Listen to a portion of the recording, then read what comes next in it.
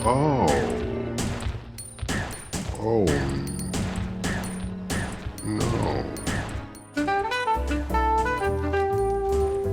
Survivor is probably not the first thing that comes to mind when you think about Resident Evil, but it was the very first spin-off and the first game in the series to use a first-person perspective.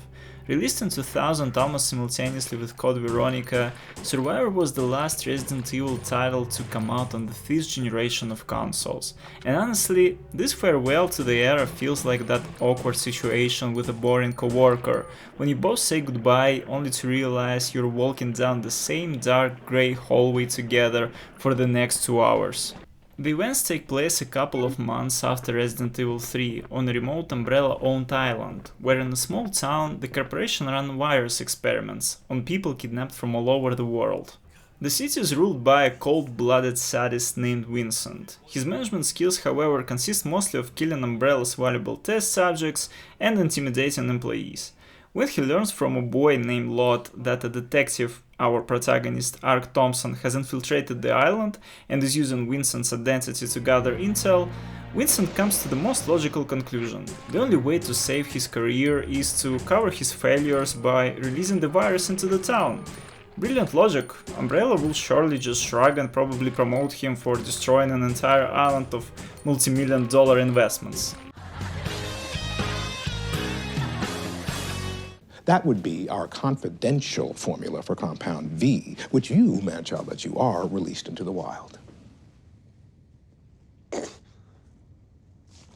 Don't know what you're talking about. In the middle of yet another zombie outbreak, Vincent crosses paths with Ark, who tries to escape by helicopter. Vincent then makes another totally reasonable decision, to hang onto the helicopter Captain America style and shoot it until it explodes. The helicopter blows up, Vincent falls, and Ark somehow survives the crash, but loses his memory. Keep in mind he's thrown clear after the helicopter has already crashed and exploded.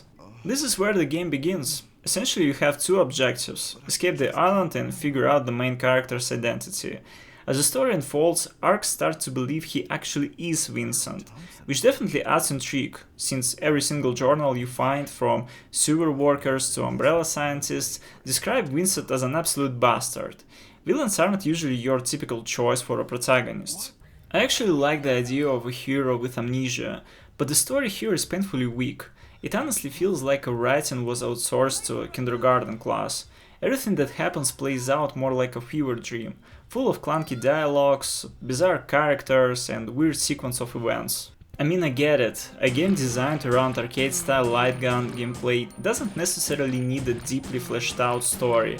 The plot is supposed to play a complementary role, but it could still be as simple and smooth, even exciting. Here it's simple, but in the boring, stiff sense of the word. Visually the game doesn't look very good, to be honest. In general, shooters released on the original PlayStation weren't exactly known for their great graphics.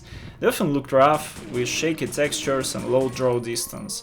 But there were still games that managed to look stylish and atmospheric despite the console's limitation. Take Quake 2 or Medal of Honor, for example. Compared to those, Resident Evil Survivor looks pretty ugly. The transition from fixed cameras with pre-rendered backgrounds to fully 3D first-person environments resulted in small, empty, repetitive, and rather dull locations. The cutscenes don't help either. Since they're rendered on the game's engine, everything looks blurry and sluggish, while the character and environment models feel like they were carved out of wood or something. It's generally painful to watch. What does look good in the game are the enemies. Almost all the iconic monsters from the previous entries are here, starting of course with zombies and dogs, and going all the way up to lickers, hunters, and even multiple Mr. X's.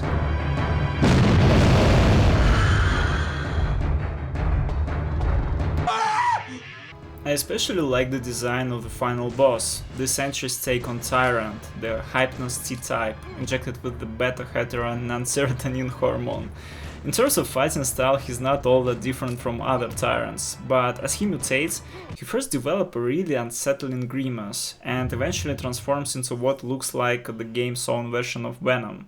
His appearance during the fight generally made me uncomfortable, which means the monster design worked.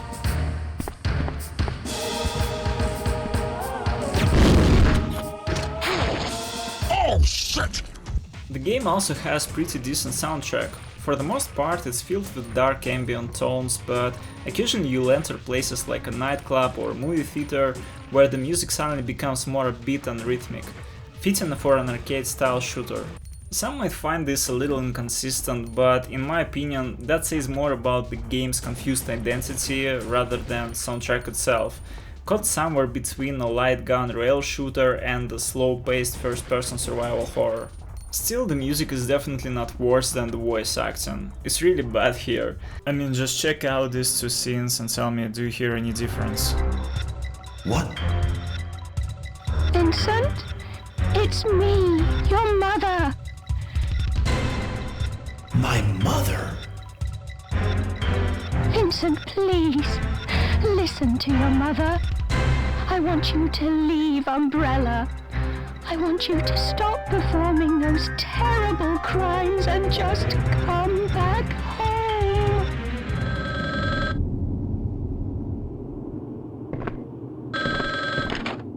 Hey, Ryan. This is Michael Jackson calling from Wonderland. You mean Neverland? This is Tito.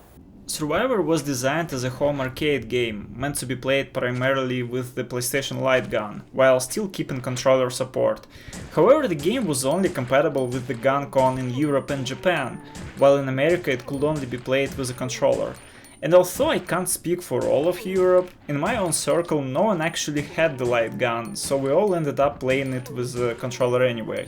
Which brings me to the next point. Playing an arcade shooter while aiming with the D-pad is just awful, especially when you're also using those exact same buttons to move your character.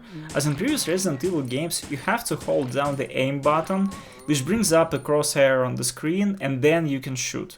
But unlike the older games where the fixed camera always lets you know exactly where you were and where your enemies were, here the first-person perspective with its weird field of view doesn't always let you see your opponents.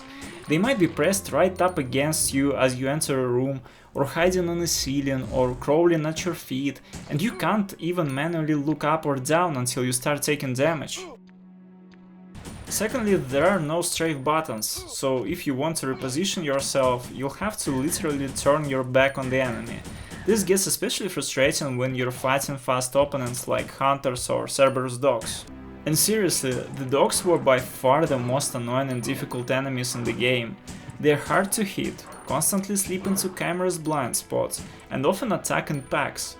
If the final boss had just been a dog with the same health and damage output as the Tyrant, I don't think I would have been able to finish the game.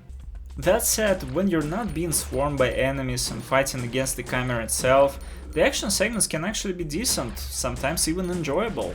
The monsters here are much weaker than their counterparts in the mainline games, so mowing down Mr. X's, poison plants, or even just basic zombies can be dumb but fun entertainment. Speaking of dumb fun, the game also introduces a new enemy type, cleaners. They look like little monkeys in stealth suits armed with MP5s, and when they die they deflate with a goofy cartoon sound effect, and I actually like them.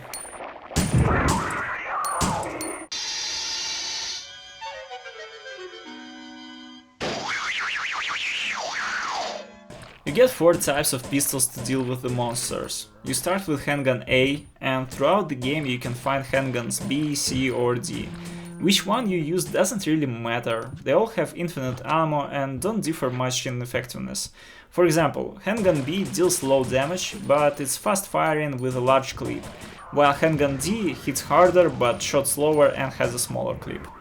In addition to pistols, the game also gives you a magnum and grenade launcher, a grenade gun, and a shotgun.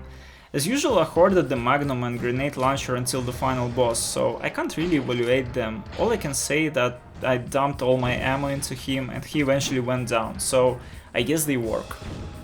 I did use the shotgun on regular enemies though, but it didn't impress me. First, it's wildly inconsistent in terms of damage.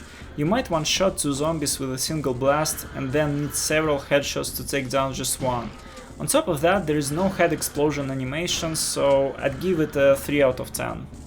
Predictably, the game has no puzzles, and exploration is kept to an absolute minimum. Keys or other items you need to progress are either right next to the door they unlock or in the very next room.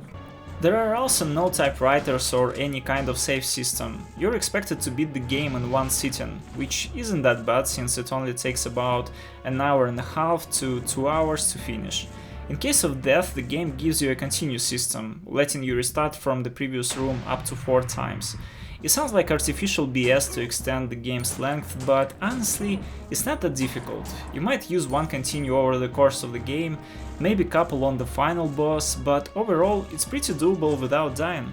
What does add supposed replay value is a branching path. During the game you'll face 4 moments where you need to choose one of 3 roads.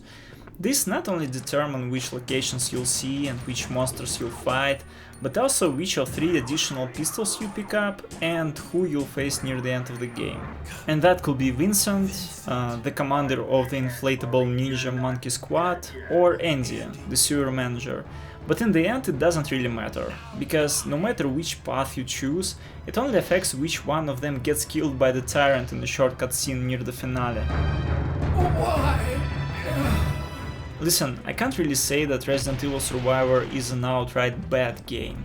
It has plenty of issues, it doesn't look or sound very good, the story is silly, and the controls are clunky.